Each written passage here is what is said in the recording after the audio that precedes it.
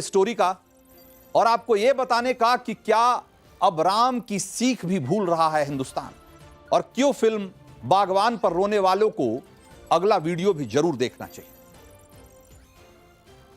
तो श्रवण कुमार की कहानी याद है आपको? दादा दादी नाना नानी किसी ने जरूर आपको सुनाई हो।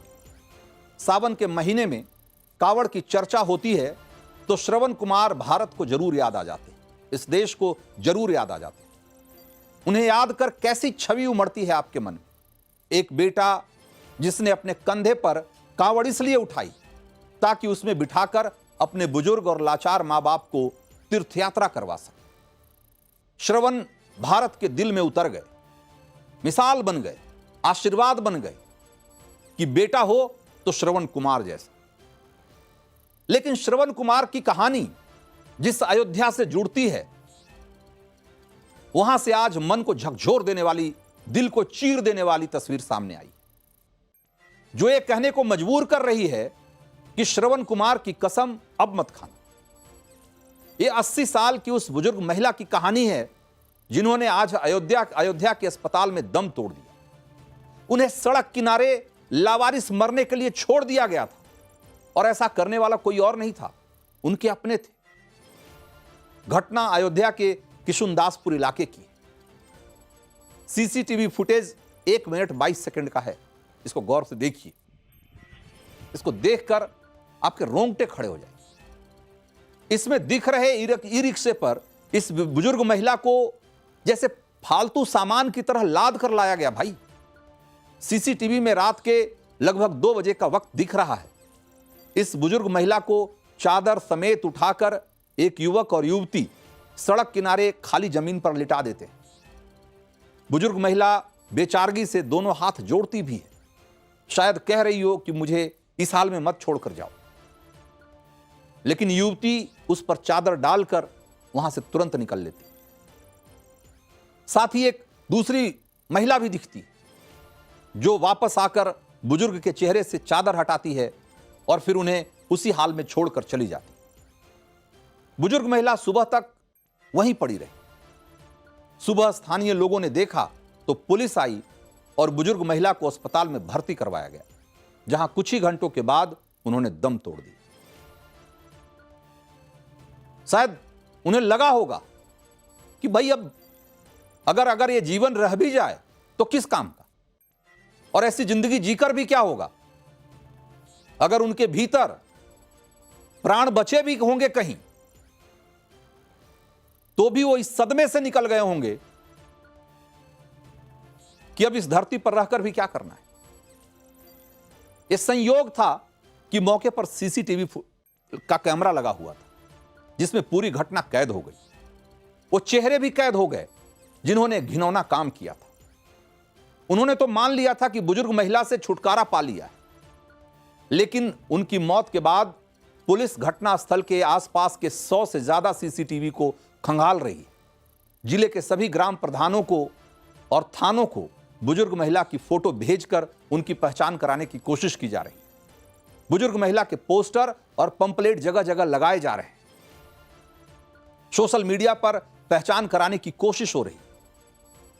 तो यह तो तय है कि अगले कुछ घंटों में इन लोगों की पहचान सामने जरूर आ जाएगी दुनिया की, जिन्होंने इस काम को, इस घिनौने कृत्य को अंजाम दिया।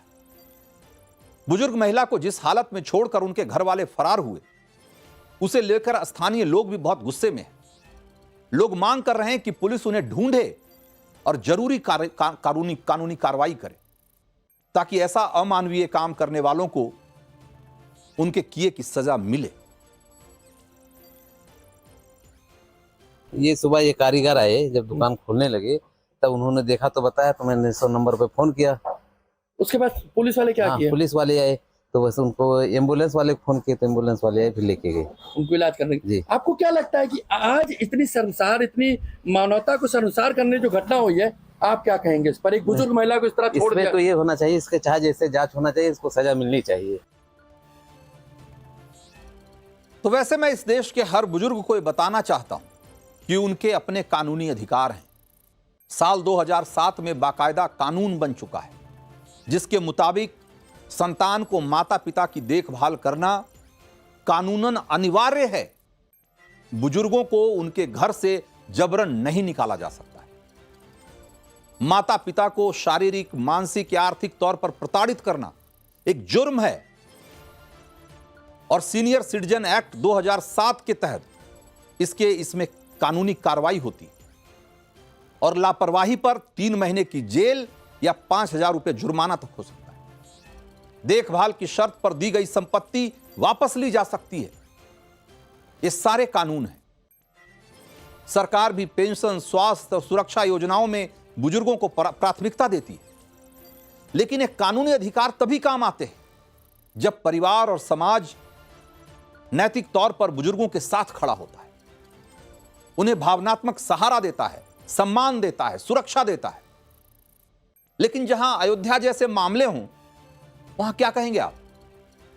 जिस देश में माता पिता को भगवान की तरफ पूजने की सीख दी जाती रही है, उस सीख को कचरे के ढेर में फेंकने वाले लोग ये कहां से आ रहे हैं? उनका दिल क्यों नहीं पसीजता, क्यों नहीं कचोटता कि जिस मां बाप ने सीने से लगाकर उन्हें पाला पोसा, लायक बनाया, जिन्होंने अपनी पूरी जिंदगी उनके लिए खपा दी, उसके साथ वो क्या सलूक कर रहे हैं? अयोध्या तो धर्म नगरी है साहब, साधु संतों का गढ़ है, भारत की सांस्कृतिक पहचान है। कथा प्रवचन इसकी हवा में घुले हुए हैं, जो कहते हैं कि अपने माता पिता को कभी मत रुलाओ, नहीं तो भगवान तुम्हें कभी माफ नहीं करेगा। अयोध्या से राम का नाम जुड़ा हुआ है, जिन्होंने माता पिता की भक्ति का आदर्श दुनिया के सामने रखा। मर्यादा पुरुषोत्तम कहलाए हो। वहां ऐसी घटनाएं होती है तो आपको समझ में नहीं आता कि आखिर ये कौन लोग हैं जो इस तरह का काम कर रहे हैं।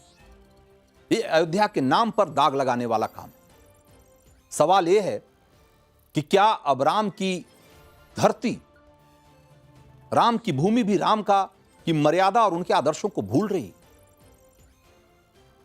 मुंबई में हाल ही में ऐसी ही एक घटना और सामने आई, जहां एक पोता अपनी बुजुर्ग दादी को कचरे के ढेर में फेंक गया था, जिसके बाद पुलिस ने पीड़ित महिला यशोदा गायकवाड़ के पोते का पता लगाया।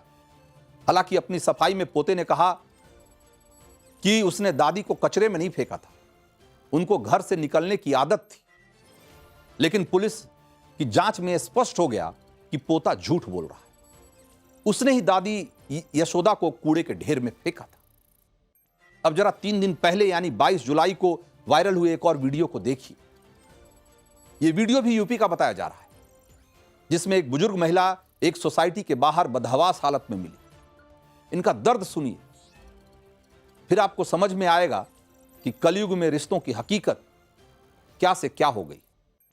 तो इस बुजुर्ग महिला को उसका बेटा बाइक पर बिठा कर लाया और एक सोसाइटी के गेट के बाहर छोड़कर फरार हो गया। सोसाइटी वालों ने पूछा तो पता चला कि इसके साथ मारपीट भी की गई। इनके हाथ में चोट के निशान साफ साफ दिखाई दे रहे थे। ये वही देश है जहां बागवान जैसी फिल्मों के इमोशनल सीन देखकर लोग आंसू बहाते हैं, गाने गाते हैं, गुनगुनाते हैं। रूप धरती पे माता पिता उस विधाता की पहचान है। खुद को श्रवण कुमार साबित करने की कोशिश करते हैं और वहीं उसी देश में इस तरह की तस्वीरें जब आती है तो हर आदमी चौंक उठता है। इसीलिए कह रहा हूं कि बागवान जैसी फिल्मों पर रोने वालों, इस वीडियो पर भी रो लेना। यह फिल्म नहीं है, भारतीय समाज की तेजी से उभरती हुई हकीकत है, सच्चाई है, जो हमें झकझोर रही, जो सवाल कर रही है कि देश में वृद्धाश्रम क्यों तेजी से बढ़ते जा रहे हैं, सड़क चौराहों पर हाथ फैलाए बुजुर्गों की कतार क्यों बढ़ रही है। लखनऊ के गोमती नगर एक्सटेंशन का वीडियो भी देखिए, यह भी बमुश्किल 1 महीने पुराना है। इस बुजुर्ग महिला को यहां उसके बेटों ने लाकर छोड़ दिया और खुद फरार हो। इस बुजुर्ग महिला की हालत यह है, ऐसी सुध-बुध खो चुकी है कि कुछ बताने की स्थिति में नहीं है।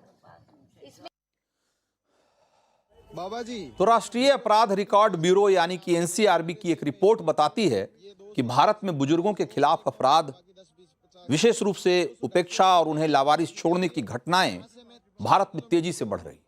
लेकिन बुजुर्गों को सड़क पर बेसहारा छोड़ने की घटनाओं का अलग से आंकड़ा कोई उपलब्ध नहीं है। सामाजिक संगठनों और एनजीओ जैसे कि हेल्पेज इंडिया वगैरह इस तरह की घटनाओं को सामाजिक उपेक्षा का हिस्सा बताते, जिसकी वजह संयुक्त परिवारों का विघटन, एकल परिवारों का बढ़ता चलन वगैरह वगैरह बताया जाता है। युवा पीढ़ी नौकरी और आधुनिक जीवन शैली में व्यस्त होने के कारण बुजुर्गों की देखभाल को प्राथमिकता नहीं दे रही।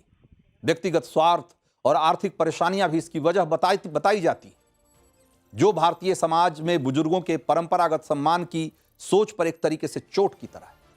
ऐसे में अयोध्या और इस तरह के धार्मिक स्थल जो कि मर्यादा और नैतिकता के प्रतीक हैं, वहां ऐसी घटनाएं होती हैं तो बताती है कि सामाजिक मूल्यों में जो एक गिरावट का सिलसिला है वो कहां तक पहुंच चुका है।